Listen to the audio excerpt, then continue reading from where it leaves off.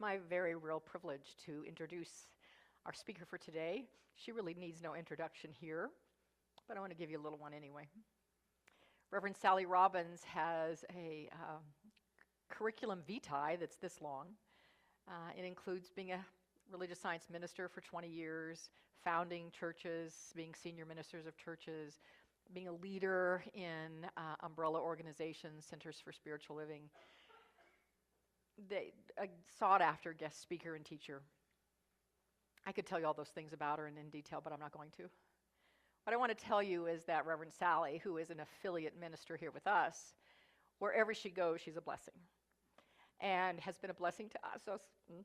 Has been a blessing to us for the last few years, and to me personally for the last few years. Sally brings clarity. She brings quality. She brings deep spiritual wisdom, and she brings joy. She has brought that to us. She has brought that to me. Please welcome my friend, Reverend Sally Robbins.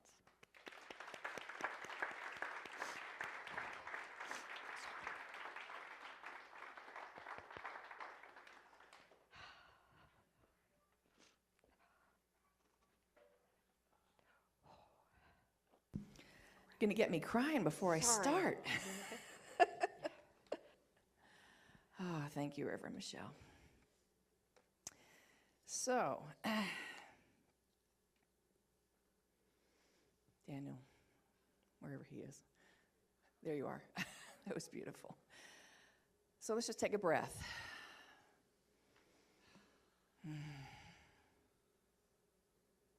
I know that many of you came in here today knowing at some level of your being that you are going to hear exactly what you need to hear. Can I get an amen to that? Amen. So, if you brought in with you maybe a chip on your shoulder, am I the only one in the room that might have one of those? Let's just brush that off of our shoulders right now. Brush it off. And would you please repeat after me? I am open. I am willing. I am ready. So you have just declared your intention to this universe, that you are available for Spirit moving through you, for Spirit giving you the very personal message. It might come through words, it might come through music, it might come through touch, it might come through a hug. Whatever manner it comes, I invite you to stay open for that. Stay open, my friends. Stay open. Because this month, Reverend Michelle's theme is all about the 4 C's. You know the diamonds? When you go buy a diamond, you've got the 4 C's. You've got cut, clarity, color, and carat. So each week, starting today, we're going to be covering those 4 C's. And I was the lucky one to get cuts. How a diamond is cut. We're going to start with that. Because many of us show up in this world in a raw form. Would you agree? We show up maybe with some jagged edges, a little rough around the sides. And what happens is that we go through life. And what I'm talking about this morning is that maybe there are cuts that happen along the way. Those cuts can come in the form of hurts, maybe betrayals, a divorce, any manner of ways. Those cuts can come through. But what ends up happening is those cuts, just like cutting a diamond, end up shaping us into a brilliant gem that we already are. So we're going to talk about how can we live our brilliant life? How can we actually be the brilliant being that we already are and let some of those cuts go? We can look at our lives in the same way. So my first point today is this. Oh, that's a good point. Is it on? On the side. Oh, there we go. Let there be technology. Okay. So my first point, cuts help the light shine through. You know, when a craftsman cuts a diamond, they're creating a shape, whether it's round, marquee, pear, whatever that shape might be. And a diamond's cut determines its brilliance. Now, we can look all the way back to Marcel Tolskowski. He was a member of a Polish family who were diamond cutters. And he was an engineer by education, and so one day he thought there's got to be a better way, because at that time they were simply using chisels and hammers to cut the raw stones that came out of the mines. Sometimes it worked, sometimes it didn't. It wasn't a pretty sight. So he created a mathematical formula in 1919 that could cut the perfect proportions of a diamond for maximum value and brilliance with the least amount of waste. Tolkowski established what is now called the American standard, and it's the diamond cutting benchmark essentially worldwide. Nowadays, the technology has gotten to the point where they use lasers to cut diamonds. But here's the thing. What hasn't changed is that all of these improvements made the diamond cutting process easier to create the brilliance, but the light has always been there. The light is always inside that gem, waiting to be exposed, waiting to be uncovered. And what looks like a brutal process of laser and cutting and chipping really is releasing the magnificence of its stone. So in many ways, life is simply shaping us. It's allowing us to create our brilliance with all the events and people that come into our lives. Now, one of the things that we say here in our philosophy is that everything, and we do mean everything, is there for a reason. That's a real easy concept to say, isn't it? A much harder one to live. I don't think I drew that person into my life, we'll say to ourselves. That person isn't helping my life, we say. And yet, if we really truly believe that our soul draws to us every single thing for our highest good, and we do believe that, right? Right. A few of you do. We do believe that, right? Yes. Okay. Then if we truly believe that, what we get to live is this, that every opportunity that comes our way, even when it comes in the form of attack, when it comes in the form of projected whatever onto us, that's our opportunity to really practice this. Not just to say these nice words on Sundays. This is a practical spiritual philosophy that we get to live day in and day out. And so what we're really doing here is something that I just heard Tama Keeves say, and it was this: who you are is a belief to be undone. Because don't we think that we are something that we are not? We might have brought in these chips. We might have brought in the idea that we are broken. We might have brought in the idea that we are less than, because somewhere along the way we bought that. And yet, that's simply a belief to be undone. And the characters in our life are there to help us find the brilliance that says, oh, you are so much more than that. Oh, you are here to be the brilliance that you are. Michael Beckwith, Reverend Dr. Michael Bernard Beckwith, one of the leading visioneers, one of the guys who's really doing his stuff. He talks about, very openly, about how he put himself through college. He was going to college, and at the time, he decided, I think I'll just maybe sell a little pot along the way. He said he financed his college quite well, because he said what started off as just a little bit for myself became thousands and thousands of dollars a week. And he said people started working for me in Atlanta, Nashville, New York, and Los Angeles. He had a whole network going. Now, while this was happening, he was having his spiritual awakening. Because all of that was coming at him, all the prosperity that seemed to be flowing his way, was not in alignment with who he really was. And so he had a dream one night where he died. And in that moment that he died in the dream, he had this burst of spiritual awakening. And he woke up and he saw the entire world around him differently. He said it vibrated at a whole different level.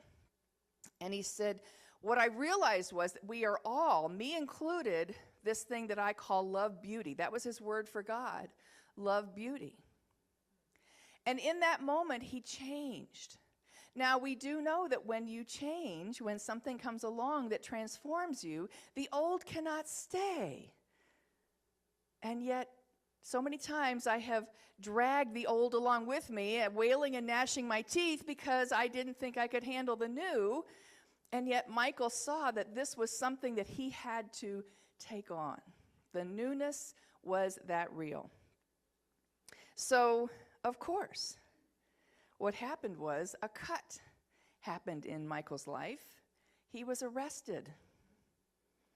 He was arrested for drug dealing, quite a serious charge. And he said, it's funny because his lawyer ended up being Robert Shapiro of O.J. Simpson fame, long before O.J. Simpson was around. But Robert Shapiro took him into court, and they were trying to get a deal, and Michael said, I was extremely calm. I wasn't worried. I was facing jail time. I thought I might go to prison, but I just knew that something had happened within me, that this cut that was happening in my life was there for a reason. And so they walk into court, and Robert Shapiro and Michael stood in front of the judge, and the judge said to Michael, young man, I don't ever want to see you in my court again. If I suspend your sentence, will I ever see you again? And he said, no, sir, you will not. And of course he didn't. The judge suspended his sentence, and Michael's life changed for good as he embarked upon his spiritual path. Now, that could have been taken in a variety of ways, couldn't it? He could have had a whole lot of angst around that, but he didn't. He knew that the cut that was happening in his life was there for a reason. It was for his good. And so when we say this too is for my highest good, it is not just something to parrot. It's not just something to say. It is something to embody. This too is for my highest good. And to declare that everything in our lives is absolutely on purpose, and that we are on purpose. Ernest Holmes said this. He said, we should expand our thought until it realizes all good and then cut right through all that appears to be and use this almighty power for definite purposes. There might be something going on in your life right now that's trying to cut away. And if you're holding on to it, my friends, I invite you to let it go and allow that expansion to happen within you that is simply waiting to show you more of your own brilliance. The second point I want to make is this. The cuts in life are your apprenticeship in oneness. I decided a long time ago that the main mission in my life is to have an apprenticeship with oneness. There is no higher calling than that. Because we talk about oneness, and yet we are living in a multiplicity world. And so when I see 100 people in front of me, I think there are others. And yet how many people really are in this room? One. We're just showing up as different faces, that's all. And yet my chance to apprentice in oneship is going to bring about all kinds of wonderful lessons in my life. You are having a lifelong apprenticeship in oneness. That's your purpose. That's your mission. It can take many forms, but that's what you're here for. Now, apprentice is one who learns from a master. Think of like a chef, an apprentice chef learning from a master chef, or even a resident learning from full-fledged doctors. That's what happens when we allow ourselves to apprentice to a master. The master shows up in your life. Now, your master can show up in many forms, and I did a whole talk on this, how everyone is your master teacher. Darn, I hate when that happens. It can be your mother-in-law, it can be your family member, it can be your coworker, it can be your spouse. But that is your person that has come into your life to be the master teacher to you. In my previous churches, where I was a senior minister, I actually created a sheet for our kids to learn the 5 steps of treatment, which we call affirmative prayer. And so I borrowed a few of Michelle Davis's children last week and came up with, because I wanted to show you that your apprenticeship goes through these stages as well.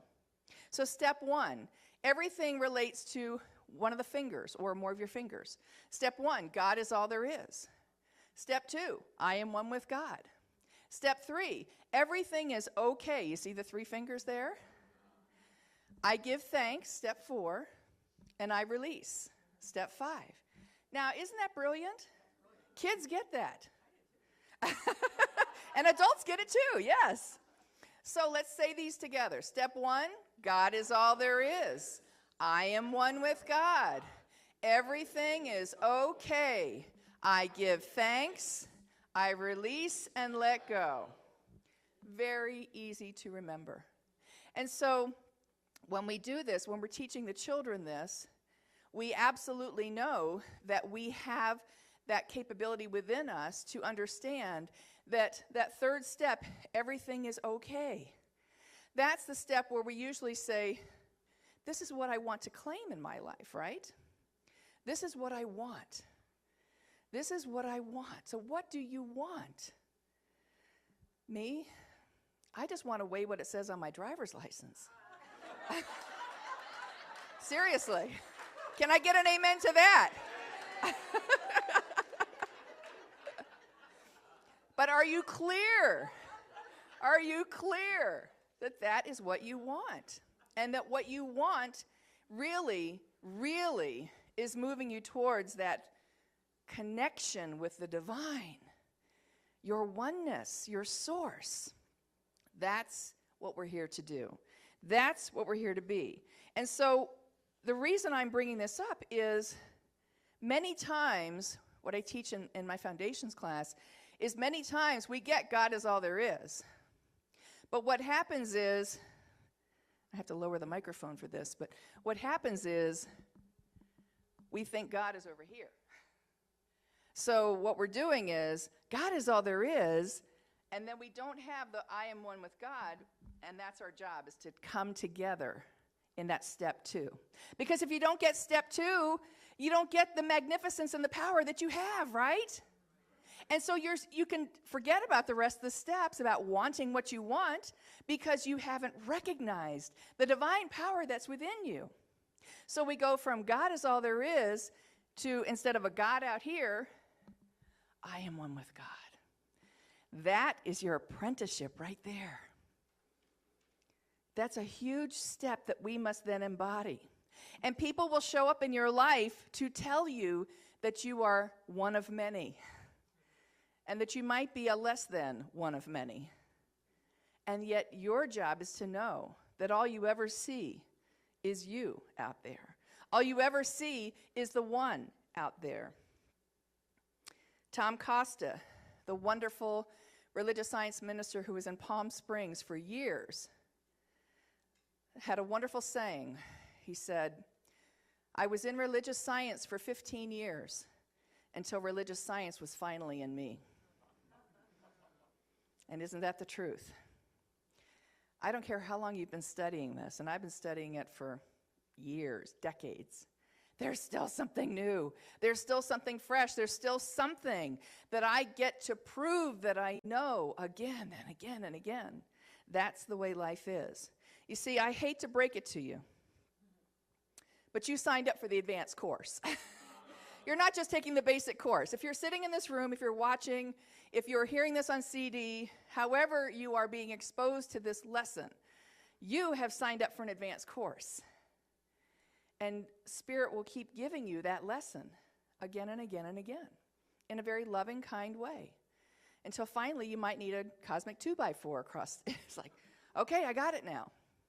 But we are here to be an advanced soul taking an advanced class. See, anytime you other someone else, that's not who I am. You're not practicing oneness. Someone asked Bhagwan, how do I stop judging others? Bhagwan smiled and said, you don't understand. All I see is me. And so when we can get to that place, and Lord knows I'm not at that place yet, but when we can get to that place, we know we are fully apprenticing in oneness. It's so easy to judge in the human experience. I think about how often I have judged others, still judge. Some guy cut me off just driving to church this morning, and I almost was like, ugh. And then I realized, oh, I'm an apprentice in oneness. God bless you. Send love to him. The universe keeps showing up and again, telling me I have to absolutely get rid of my righteous indignation when I think, oh, I know I'm right. It's so easy to go to that place, isn't it? And so to let go of that and know that I have no opinion about that, that is their business. I was reading an article by Reverend Lloyd Strom recently, and he had this wonderful phrase, you cannot offend an enlightened being. Ooh, that's worth the price of admission right there. You cannot offend an enlightened being. Because if we really are living these principles, if we really are doing what we're supposed to do, then we have to forgive easily, readily, openly, again and again. He says the only way that we will ever be able to live in a world where we are not offended is to learn how to forgive all those who offend us.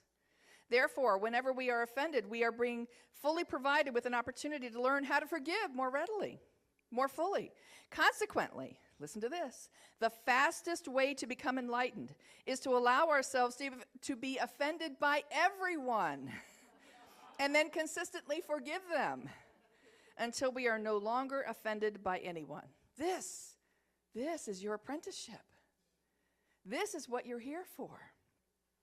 As long as you're harboring resentment, anger, or ill feelings toward anyone, you've got work to do.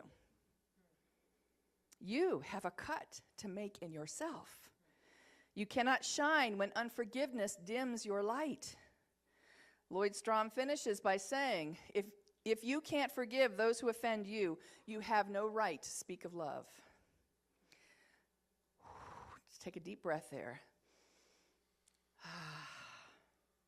And point 3.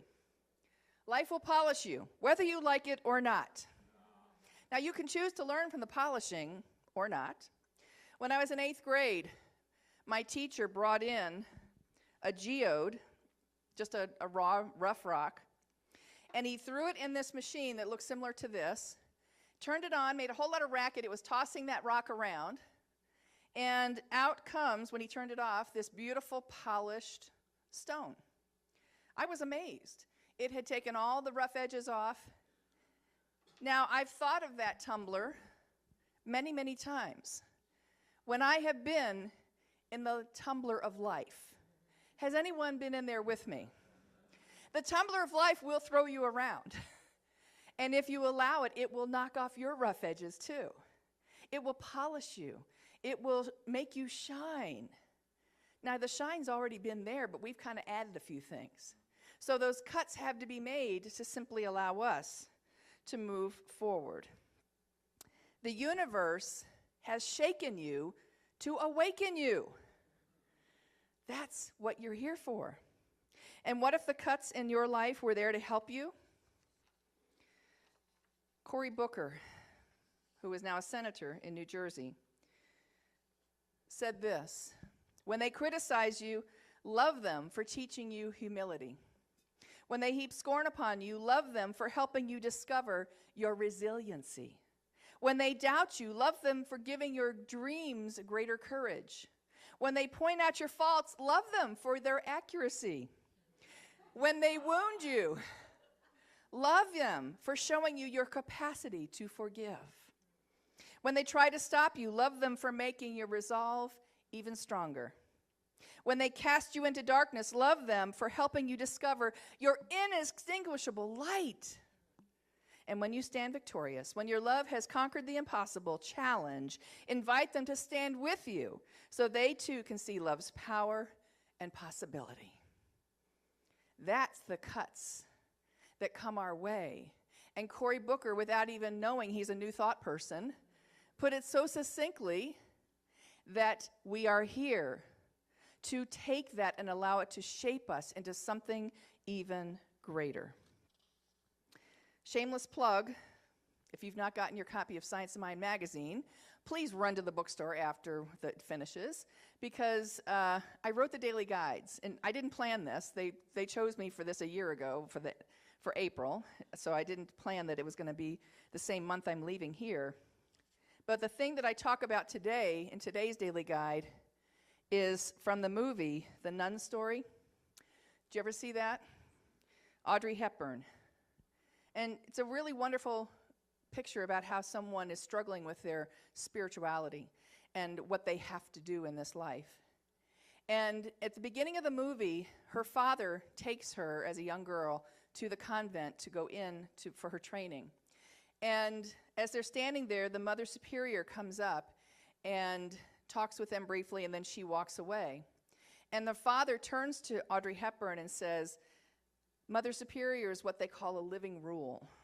And a living rule is someone that if the convent burned down tomorrow and all of the sacred scriptures were burned and could never be read again, they could watch her and see from her actions what the philosophy and the spiritual beingness of her is. And I've never forgotten that, because I want to be a living rule. I want to be someone that they say, that's what a religious scientist stands for. That's how a religious scientist shows up in life. I don't want to be just the deliverer of words. I want to embody these principles so much so that I too am a living rule.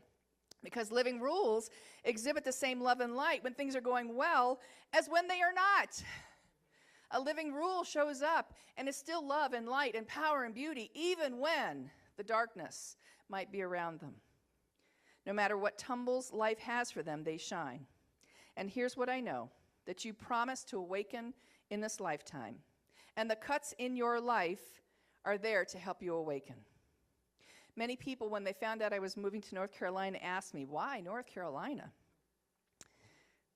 My answer each time has been, because that's where Spirit has told me to go.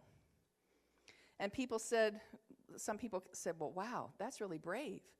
You're just going. And my answer back is, I don't think I'm brave as much as I'm willing to, in my apprenticeship, to allow Spirit to lead me to some place that I don't have a clue yet how it's going to unfold. And so I know that your apprenticeship that you are taking on in this life will lead you. Now, it may not be asking you to cross the country, but it's asking you in some way to expand and to be bigger than what you are right now. And so I know that in my life's journey, on this journey towards North Carolina, when I pack up my truck and drive away, that I am simply taking the next step in the apprenticeship of oneness that I have signed up for. The advanced course that I've signed up for says you won't always know what's the end's going to be. Can I get an amen to that? You won't always know every step of the way, but you'll know the next one. Take that one. Then the next one. Take that one. Last night, I had dinner with Reverend Michelle and Lonnie and Reverend Jerry, and we were remembering people along the way that we have met. Some of the giants in New Thought: Jack Addington, John Randolph Price, O.C. Smith, Roy Eugene Davis. And we were reflecting how many of these giants weren't around anymore. And I thought about that on the way home, and I thought about it again when I woke up this morning. I remembered a fellow student in my ministerial class 20 years ago Reverend John Pileski, sang to our class just before we graduated in 1998. He said, "We have learned about the giants of New Thought. Someday they'll be talking about us as we take our place as giants in New Thought." Now, he didn't say that from a place of braggadocio.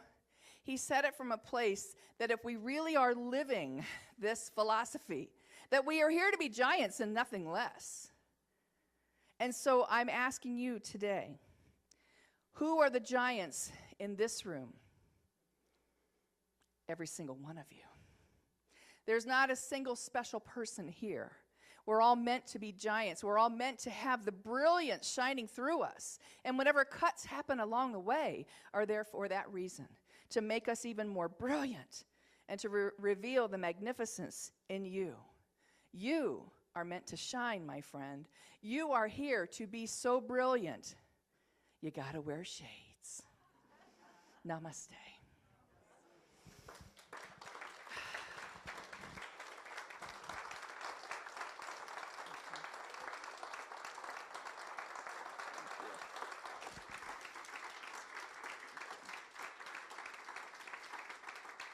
So let's anchor that in prayer. And as we just breathe this in, we know that we are indeed the giants that we are here to be. That our magnificence is so brilliant, that we are embodying these principles so rightly, that nothing knocks us off center. Nothing moves us from where we are to be.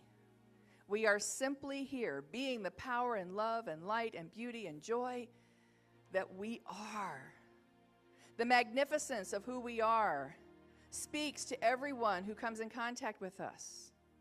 The magnificence who we are models to the rest of the world that there is a way of living that surpasses all, that allows us to be in our right place, in the right moment, at the right time, and that every moment in our life is truly a holy instant, a chance to love, a chance to forgive. And so I invite anyone in this room who might be harboring something that they know they are so tired of carrying with them, that they can leave it in this room today, that it will be washed clean from them, that they can step forward in the light and say, yes, I'm ready for my full apprenticeship. I'm ready for the oneness that already is speaking so loudly and clearly through me. I bless our time together this morning. I bless this holy instant in which is impregnated with that powerful word, yes, yes. And together we say, and so it is.